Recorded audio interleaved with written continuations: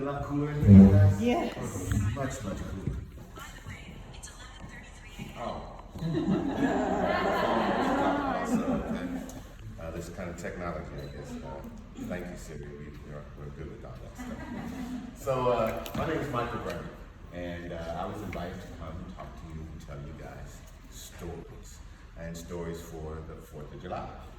Now, particularly, I want to talk to you about Frederick Douglass' story, and the story about him giving a speech on the 4th of July.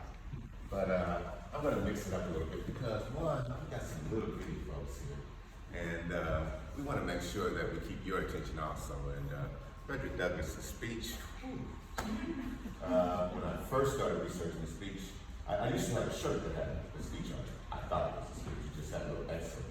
Then I found a 5-minute version that Ossie Davis does. I found a 10-minute version that somebody else does, another 15-minute version. And so I saw all different lengths, and then I started finding the actual printed copy. And first it was only a couple of pages. Then I find out, oh no, it's more pages than that. Then I found out it's even more pages than that. Then I found out, oh gosh, the guy made it into a booklet, a 25-page booklet.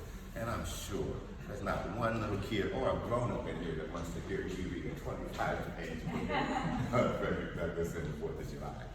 But I do want to make sure that we talk about the 4th of July. Now, all you little ones, do you guys know why we have the 4th of July?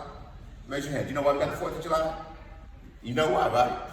To celebrate our independence. There you go. It's Independence Day. From Britain. There you go. So you got that right. We have 4th of July, so we can celebrate Independence Day. It's the country's birthday. Okay?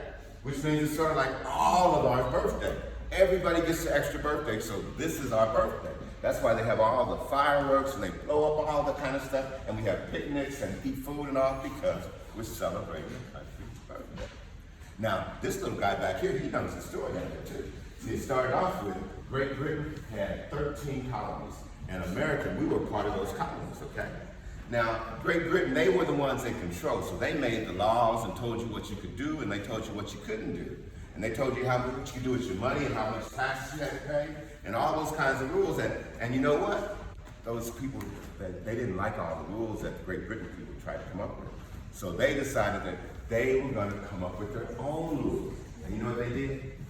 They got together and they came up with what they call the Declaration of Independence. Have any of you guys ever heard of the Declaration of Independence? You've heard of that before? Yeah, have you heard of it? I bet you've heard of the Declaration of Independence, right? Yeah, I know, because you know, you too, you've heard of it? Well, see, the Declaration of Independence, you know what it was? It's when they said, hey, everybody, we're going to be free. We're not going to be a part of Britain no more. Yeah. I know a person who was like bullied. You know somebody who helped write it too? Well, let me help you tell that story then. There were a whole bunch of guys that wrote it, but they had a little committee of 5 guys, okay? Now, you probably heard of some of those guys, I guess. One of them was Thomas Jefferson, one of them was John Adams, Ben Franklin. You've heard of all those guys, right? Well, all those guys helped write the Declaration of Independence. And what they told the whole world is that America's going to be free. Now, the king in England, you know, he didn't like that. He wasn't real hip about that. He didn't think that they should get away. He wanted them to stay within his little family. But they wanted to break away, so you know what they had to do? They had to fight it out. And when they had to fight, guess who won the fight? We did. The American side won, right? Yeah, that's why we're having the party now. Because when we won, that meant we get to make our own rules. Now, we couldn't just do whatever we wanted to do anymore. We still had to follow rules, but we didn't have to follow Great Britain and England's rules. We made up our own rules, okay? Now, you know how we did that? We came up with something that they call the Constitution. How many of you have heard of the Constitution before? You heard about that at school? They tell you about the Constitution?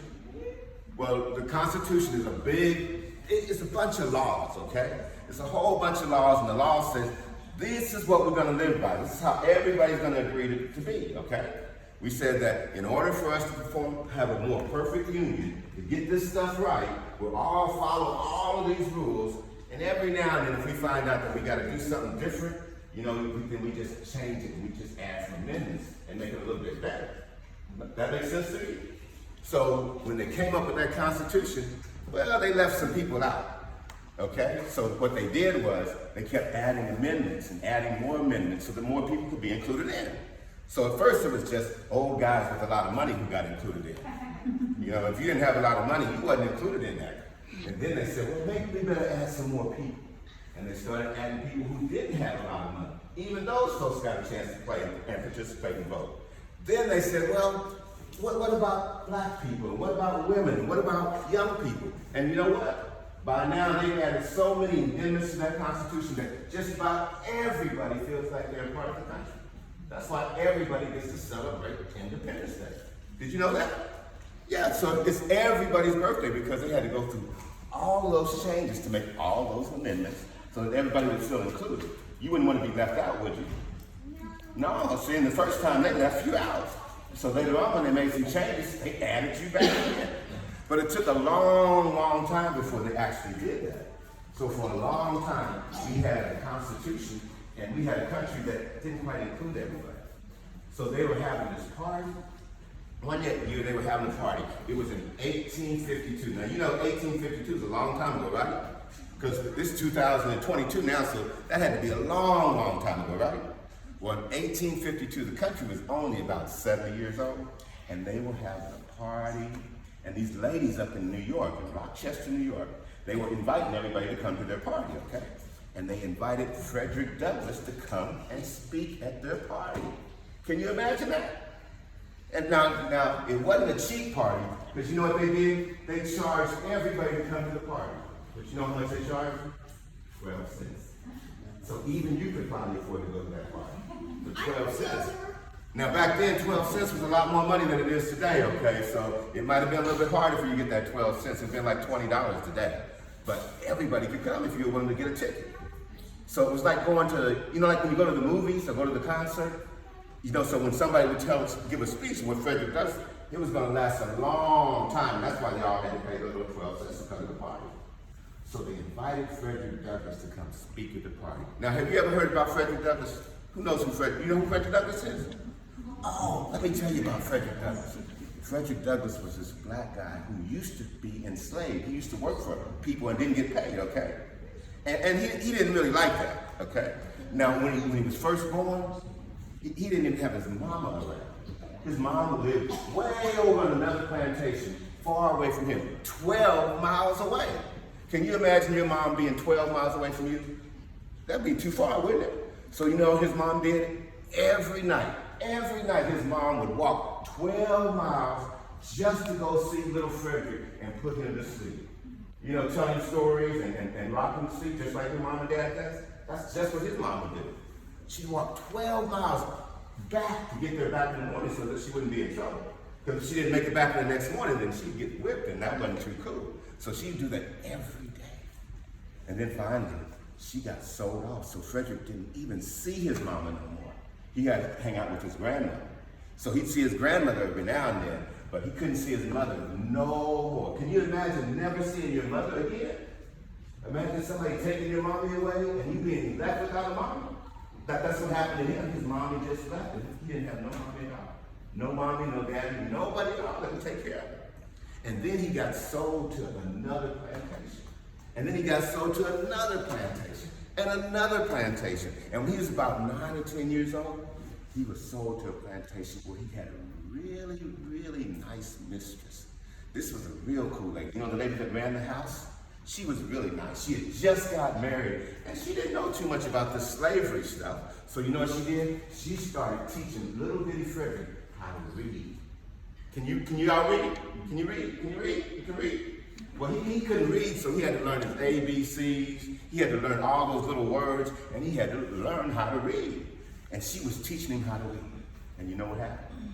Her husband came home one night and saw that she was teaching little Frederick how to read. And that was a no-no. And that's what he told her. He got so upset with her. He got so mad with his wife. He said, you cannot teach Frederick how to read. Because if Frederick learns how to read, you know what will happen? He'll get to be real smart. He'll start to know stuff, and he'll read about all kinds of distant places. And he won't be a good slave no more. He'll want to leave. So he said, you can't teach Fred how to read. You just can't do that. And she was upset, but she just had to listen to him, so she quit teaching Frederick how to read. But you know what? Frederick got excited about reading. Because he heard that guy said, don't teach him how to read. He figured there must be something special about reading. So he wanted to make sure he could learn how to read. So you know what he did? He had some little bitty friends, little white friends, okay? And he would play tricks on them because these little kids knew how to read. And he would say, hey, I bet you don't know the ABCs. And they say, I bet I do know the ABCs. And he said, okay, what comes after ABC? And they would say D. And he would learn a new letter. And then he'd come back and say, I bet you don't know your ABCs, but what comes after E and F? And they would say, G. And he'd learn some more letters. And before you know it, Frederick knew his ABCs. Yes, he did. He tricked those guys to teach him how to say the ABCs. Then he tricked them how to teach him how to read too. He would go get a book, their school books, and he said, I bet you can't read what's right here. And they would say, yes, I can. And they would read it to Frederick. And they'd read it over and over, and pretty soon, Frederick could read it too. Ain't that smart? He was a smart kid, don't you think he was smart? That's a smart way to learn how to read, don't you think? So see, the key to Frederick's thing was he learned how to read. Okay. Now, when Frederick was about 21, he ran away from his master, and he went on his own. He was going to be free. And since he could read and write, it was easy for him to get a job. And he got a job going around giving speeches, telling everybody what it was like to grow up and be a slave. And since they had first-hand information from him, now they said, oh, we might be able to believe this guy because he's been there. He might be telling the truth. But you know, he did it because he learned how to read, okay? So if you want to do anything great, you know what you're going to have to learn how to do? That's it. I didn't hear you though. Say it louder. Read. Oh, you read already? I read like 8 books Oh, a they day. could have called you Frederick Douglass because that's the same thing he did. He read as many books as he could get every day. And when he found out that the more you read, the smarter you get. The more you read, the more you learn. The more you read, the further you end up going in life. And that's just what happened. He read so much that he even started teaching himself new languages. Can you imagine that? He learned 7 different languages. And he did it all on his own, just by learning how to read. So when he got to be an old man, he was invited to come give a speech at these ladies' party up in Rochester, New York. And it was all because he could read so well. Now, Frederick, he was wondering about this speech.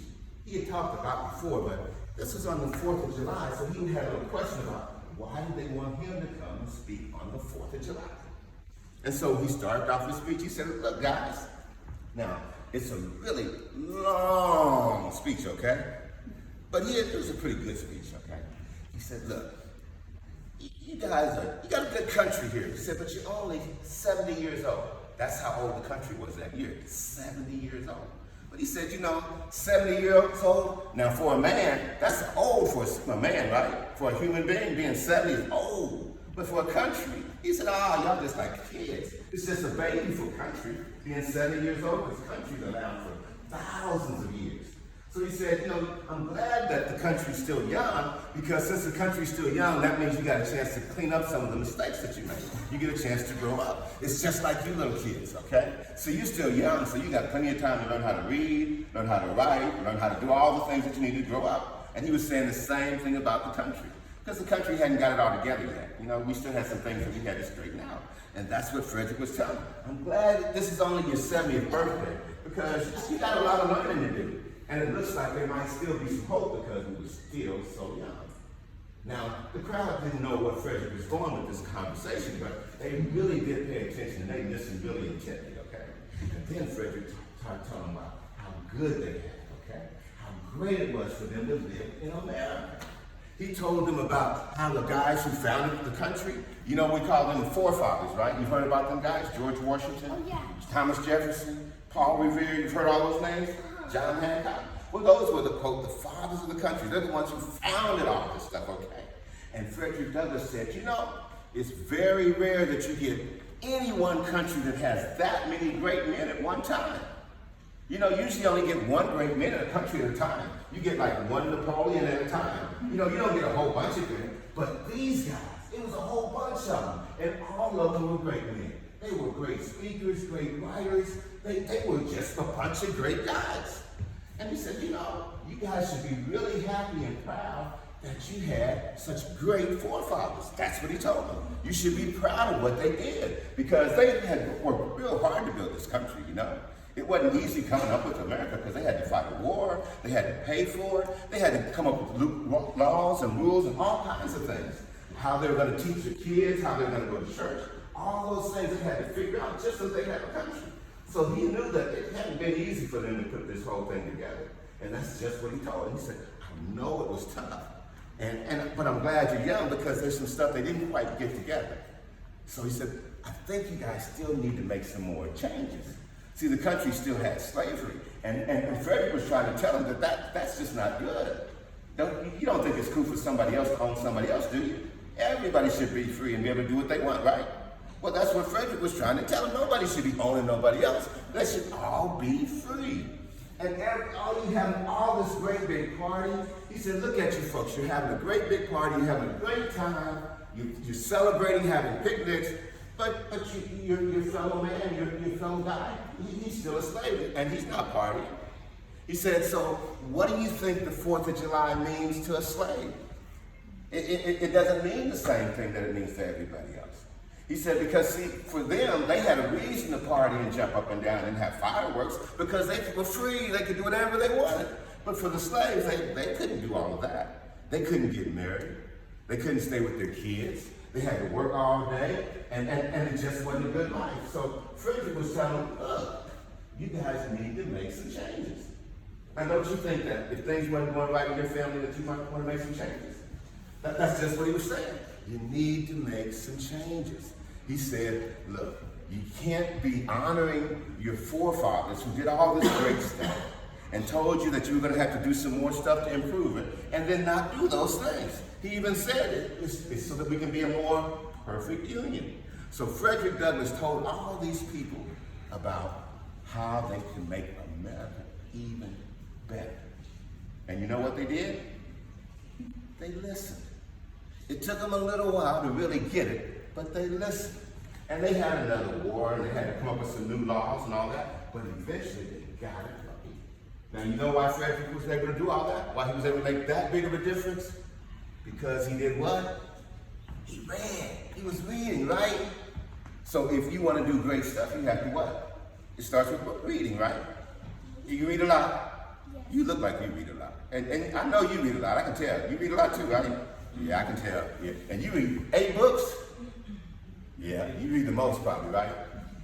Yeah. So the point of the story is you want to be like Frederick Douglass, and you want to make sure that you read some more, okay?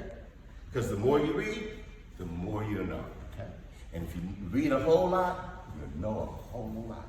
And if you read stuff about your country, then you'll know why everybody else is so happy about celebrating the 4th of July. Make sense? Yeah. So it's a good time to party, right? And it's a good time to celebrate, right? Now, we got some older folks here, and they may have came to hear the real speech, but the little folks, you guys come first. So we want to make sure that you guys get a chance to hear what the speech is about, okay? And hear about Frederick Douglass. So now you know who Frederick Douglass is, right? Yeah, and you already knew why we were celebrating this holiday, right?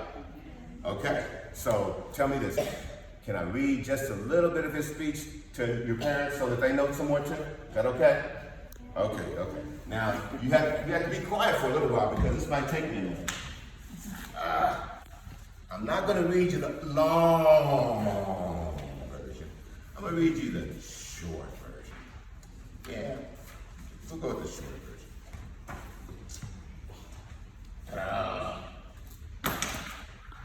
Now, you know what I'm about to do? Read, right? Yeah, okay, reading is important. So, this is what Frederick Douglass said in 1852 when he was giving the speech, okay? He said, Mr. President, friends and fellow citizens, he who can address this audience without a quelling sensation has stronger nerves than I have. I do not remember ever to have appeared as a speaker before any assembly more shrinkingly nor with greater distrust of my ability than I do this day. A feeling has crept over me quite unfavorably to exercise of my limited powers of speech. Fellow citizens, pardon me. Allow me to ask, why am I called upon to speak here today? What have I, or those I represent, to do with your national independence? Are the great principles of political freedom and of natural justice embodied in the Declaration extended to us? And am I therefore called upon to bring our humble offering to the national altar and to confess the benefits and express devout gratitude for the blessings resulting from your independence to us?